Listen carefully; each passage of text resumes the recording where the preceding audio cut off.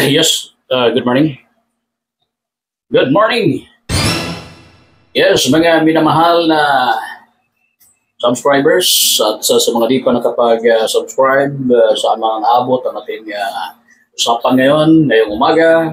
Sana ay nasa mabuting kalagayan ang lahat nating mga minamahal na mga kababayan, lahat nating mga OFWs, sa lahat ng mga mahihirap na gaya nitong inyong lingkod, ay sa lahat nating mga kababayan na nagsisikap, naghanap buhay ng patas, at sa lahat nating mga kababayan na nagbibigay ng karagdagang pagsisikap para umulad ang pamumuhay.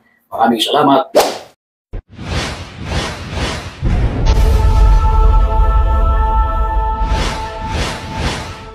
At again, good morning. Ngayong araw guys, ay ma-update lang tayo, no? Wala na, ano na ngayon, linggo, bukas, ano ba, talaga naman, sana naman, no? Bukas ay naka-schedule na, kung walang problema, si dismissed Bamban Mayor Alice Guo, papuntang, alam nyo na, dahil pinag-aagawa nito ng ibang mga reactors, no? Sabihin nila saan ba dadalhin. Kasi nung una, Bureau of Immigration, nung dumating, pero dumiretso guys, kung yung ating pagkakalam may dumiretso, dumiretso ito doon sa Bureau of, Camp Crame, PNP facilities dyan sa Camp Crame. At doon, nakadepend ngayon, si Alice Guo, na kung saan, yung kwarto niya ngayon, yun yung kwarto dati ni former DOJ Secretary Laila De Lima. Marami na pala mga sikat na mga personalidad na nandiyan. Mataya ngayon, itong si DOJ ba dati, si De Lima? Mukha, no? Mukhang ganun. Ako di ko nagkakamali, correct me, I'm wrong guys, kasi yung ating mga pag-uusapan talaga dito, willing po tayo na i-correct ninyo. Kung meron tayong hindi nalalaman at meron tayong mali, i-correct nyo yung mga information na kung sakaling tingin ninyo ay mali naman. No? So salamat sa lahat. Bukas, naka-schedule. Yan. So ito ay inaasahan ng Senate na sasagutin niya yung mga katanungan. Napakaraming mga katanungan dito. Sa tingin ko, bago pakialaman ang tanong ukol sa mga pangyayari dyan sa Pugo, malamang unang tanong na ibibigay ng Senate dyan, paano siya nakaalis? Yun yung nagbibigay ng linaw Di ba? Yan yung kailangan malaman ng taong bayan. Paano siya nakaalis sa Pilipinas nang hindi nalalaman ng Bureau of Immigration? Anyways, yung Bureau of Immigration naman, hindi naman kontento si Department of Justice Secretary Remulla, no? Di ba? Diyan, na talagang walang kinalaman yung ilan dyan or walang alam ang BI na umalis ito. Taliwas doon sa kanilang ipinahayag na talagang kasi walang record, no? Walang record at yan yung malalaman natin kung ano ba talaga ang katotohanan, no? Sinagot naman yan ng BI at ito nag-initiate nga rin, no? Tumulong din dito para maibalik dito sa Pilipinas ito si Alice Guo na kung saan ay nahuli doon sa Indonesia guys nung nakarang araw. Di ba? At alam natin na yung sinabi niya ay talaga namang dahil takot siya at mayroong grave threats, or mayroong threats sa kanya buhay mga kapatid, mga ka-Team 5. At yun na nga yung ating napag-usapan para sa akin, mas safety siya ngayon kaysa doon siya sa labas. Alam naman natin na yung mga nasa likod nito operation ng Pugo na ito na kung saan nalink ito si Bamban Mayor Alice Guo na na-dismiss na ngayon, talagang mga halang ang mga kaluluwa nito mga ito. Matakin mo naman yung mga operation na ginagawa nila ay talagang labag sa karapatan ng tao. Ilan yung mga kababayan natin, ilan yung mga biktima nila dyan sa kanilang operasyon na kung saan sabi ni President Marcos nung suna, pugad ng mga kriminalidad. Hindi lahat. Ito lang nahuli. No? Ito lang nire ng PNP bago lang. Kasi yung ibang mga pugo operation naman, talagang mayroong mga legal naman yan. Kaya nga yung pagkor ngayon, nanganga pa rin kung paano kasi meron mga empleyado diyan pero wala na tayong pakialam dahil meron ng order ang presidente na si President Bongbong Marcos ukol diyan na talagang ibaband na yan simula noong sunan niya at ngayon talaga namang humantong sa ganito. Napakahaba-haba pa ito. Mahabang pag-uusapan pa ito kasi diyan sa Senate na yan inaasahan ngayong Monday, sana naman ay matuluyan kasi sa ngayon ay nasa protective custody pa yan ng kamkrami ng ating kapulisan matapos meron na rin mga isinampang kaso laban sa kanya. Nitong na nag-uusap tayo kasi wala pa tayong update kung nakapagpiansa ba ito kasi sabi naman noong araw na naka-schedule siya magpiansa di pa nagpiansa, di pa nag-post ng bill ang kampo ni Guo nung mga oras na yon. At meron din lumalabas na ayaw na lang magpiansa kasi ayaw na lang mag-bill gawa ng ganun rin naman. Magpiansa siya sa isang kaso, meron na namang isa. Kasi halos nagkakapatong-patong na itong kakaharaping kaso ni Guo. At nakatakda rin, nakatanggap rin tayo ng impormasyon na nakatakda na rin na bumalik dito sa Pilipinas. At sana naman, para sama-sama na lang sila, mas maproteksyonan pa yung kanilang seguridad, kanilang mga buhay, guys, no? Yung kapatid ni Alice na si Wesley, no? Wesley Guo, kasi una namang nauwi dito, no? Dahil pa-uwi dito sa Pilipinas mula rin sa Indonesia matapos maharang, guys, ng Indonesian Authority si Sheila Guo, ang kapatid ni Alice Guo, at si Cassandra Ong, rather, no? So, yun, no?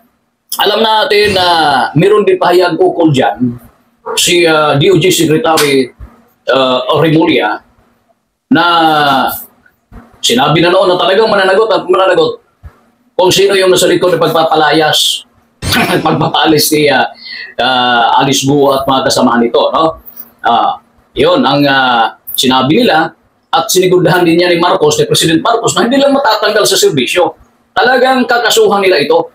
Hindi magandang example, no? Kung sakaling mangyayari yung ganon, na talagang mayroong protector, mayroon na nga ilang na discovery yung ating mga otoridad, na talagang napakaraming mga hindi karapat-dapat na pumasok sa Pilipinas na nakapasok dito.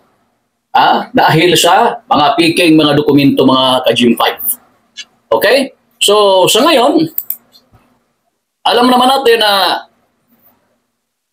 naging issue din, ewan ko ba, napakasimple pero ginagawang issue, papapicture lang, nagpa-selfie lang si Abalos.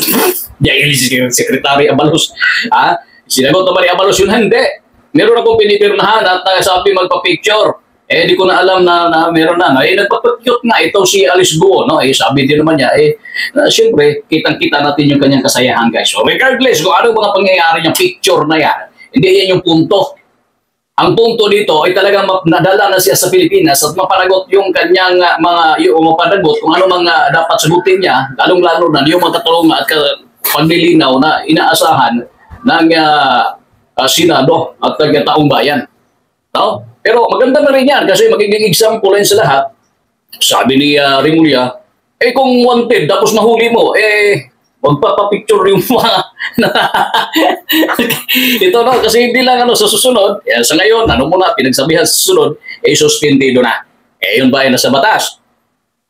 Yun kaya ay nasa batas.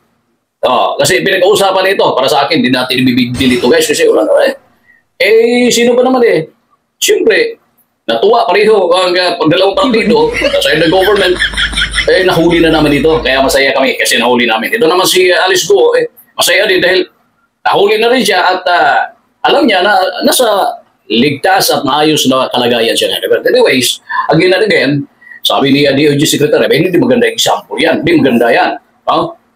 Alam naman natin na fugitive yan. Magpapapicture at magpapacute. Hindi naman. Ito yung kumplito pahayag ko dyan, guys. Ito. Hindi tama yun yung mga wanted ba, pagka nahuli natin, magpapaselfie tayo? Ganun ba gusto natin lumabas? Gusto mo maging wanted para magpaselfie mga tao sa'yo, sumikat ka? At least, pagalitan muna natin, tsaka huwag na maulit. Pag naulit, then suspension na kagad. Nako. Okay. Pero, babatay pa rin natin sa batas kung talagang meron pang violation yung mga ganyan. First time ko narinig yan. Kaya delikado kayo. Yung mga nasa gobyerno, pag meron kayong nahuli, ingat kayo sa kamera. Pwede kayong makunan sa video or kamera, basta wag lang kayong magpapaselfie. Dapat ang mag-selfie yung arrested or yung nahuli. Siyempre, meron siyang mag-shot pagkatapos. Alam naman natin na mayroon ng mga ganon. At sana naman ay maging basihan dito, guys, ng iba pa, no? Na kung saan binibigyan kasi ng Malaysia din ng iba, no? Nagko-comment agad, bakit ang saya-saya ng dalawa? Wala naman na tayong ibang nakitang masama para doon. At least, meron ng pahayag ko dito ang DOJ Secretary, no? At aga PNP naman, siyempre, no, sa pamamagitan ni Police Colonel Jean Fajardo, ang spokesperson ng PNP, ay meron ding reaksyon at pahayag ko dito.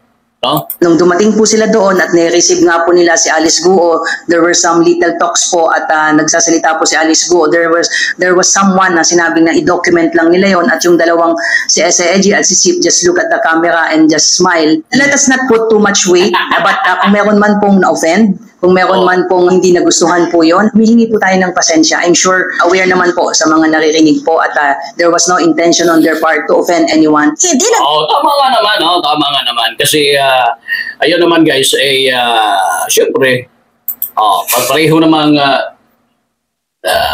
ano naman, di ba? At para rin namang celebrity itong si Alice Guo, di ba?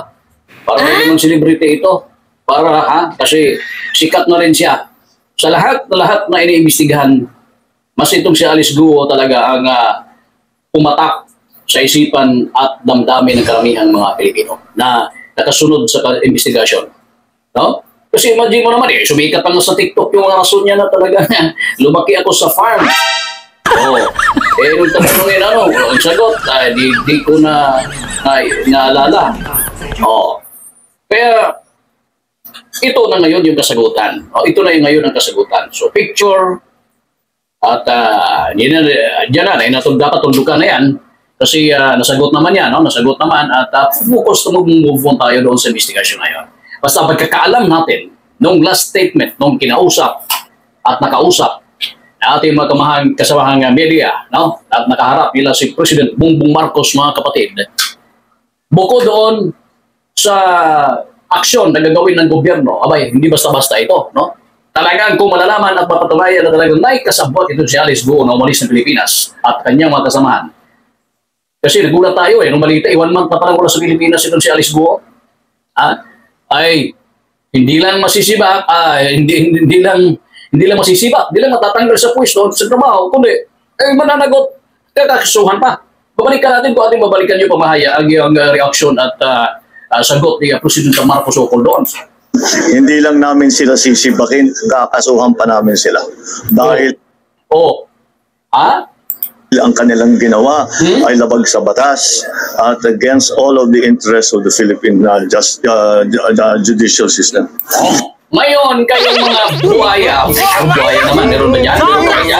Kayong kung meron man dyan na talagang merong dito, kinalaman sa pag-alis ni Guo, magbago na kayo. Dapat proteksyonan nyo yung inyong mga posisyon dyan.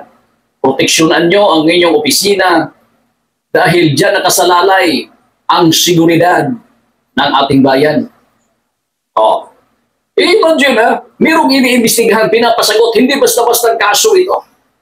Hindi basta-bastang investigasyon ito. Halos mangyak-yak na yung ating mga butihing senator. Senator Risa Hontiveros, Senator Gwen Gatchalian, at kung ano-ano pa, sino-sino pa dyan. Bukod lang sa mga iba dyan na talagang alam naman natin, alam yan ni Alice Guo. Kung sino-sino yung mga yan, na mga tahimik lang dyan sa Senado. Pero itong iba, talagang makikipagbakbakan kung hanggat maaari sa pamamagitan ng mikropono dyan sa Senado. Mangangalampag at pinaniniwalaan ng tao yung bawat investigasyon na ginagawa nila. No? Yan talaga ang dapat magbigay ng karagdagan at tamang impormasyon.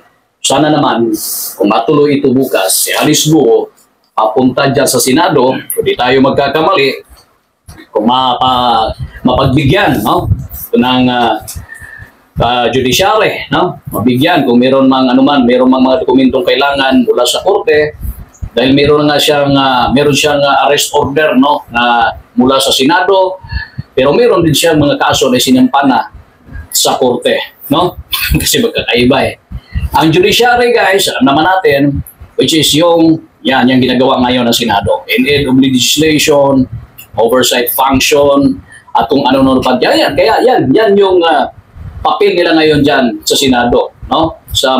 Bilang mambabatas dyan sa Senado, guys. Habang ang kanilang order, yung arrest. Kasi arrest order, hindi arrest warrant. Arrest order na kung saan dahil doon ay hindi sumipot itong si Alice Go sa ilang mga patawag ukol sa verification at sagot na kanilang hinahanap doon sa kanilang investigasyon. Now, ito namang arrest warrant, ito ay nagmumula sa korte. Di man tayo abogado, pero meron din tayong napunting nasasagap dito, and please give me more information about this kung meron kayong kaalaman, no? At yan yun sa ating busy pagkakaintindi ukol dito. At ay paliwanag rin naman yan sa side ng PNP na gano'n. Kasi merong nagtatanong, ba't hindi maging manaig, diba? Merong reaksyon doon si Senator Risa Hontiveros. Dapat ang diretso doon, dapat doon muna dumiretso sa Senate, iharap sa Senate. At yun yung unang arrangement. Matapos na meron kaso na isampa na ang korte, inuna muna ito bago siya dadalhin doon sa Senado. At sana naman ay maaasahan at inaasahan natin, no? Na ito ay magiging daan para sa tagumpay na investigasyon, guys, no? Walang dapat ipaglalala. Speaking of security, no? Ni Alice Guo sa ngayon, kasi andyan pinangako ng DILG yan na talagang bibigyan ng security ito at tututukan yung kanyang seguridad habang gumugulong yung investigasyon, no? Dahil sila ang mananagot. Diba? Sila ang mananagot. Kaya mula sa pagkain, bisita, ay talagang ini-inspect ng kapulisan dyan sa krame at kung saan man siya para mas lalong mapasiguro po ang seguridad ni dismissed Bamban Mayor Alice Guo. So masasagot na yan, no? Masasagot na yan dahil ano kaya ang maging resulta nito sa darating na araw, kasi ang Department of Justice meron ng hawak na listahan sa mga sangkot na individual, opisyal ng gobyerno na may kinalaman sa pag-alis ni Guo. Iwan ko lang kung totoo ba yung gano'n, no? Totoo ba yun na ating nasagap na information, pero sana naman din, no? Ay malalaman mula rito kasi hindi ito ay maging una at huli na pagkakataon kung ganito ang kalakaran at ang takbo dyan sa ating panggobyerno. Iba't ibang opisina, lalong-lalo na sa BI. Ito ay sinagot ng Manila, pero malalaman yan pagdating ng investigasyon ko dito. Sana naman ay makuha natin ang karampatang impormasyon na talagang papabor sa karamihan. At hanggang sa muli, mga kapatid, sa ngalan po ng G5 TV, patuloy po tayong manalangin at magtiwala sa ating buong may kapal. Hanggang sa muli, maraming salamat at mabuhay ang buong Pilipinas.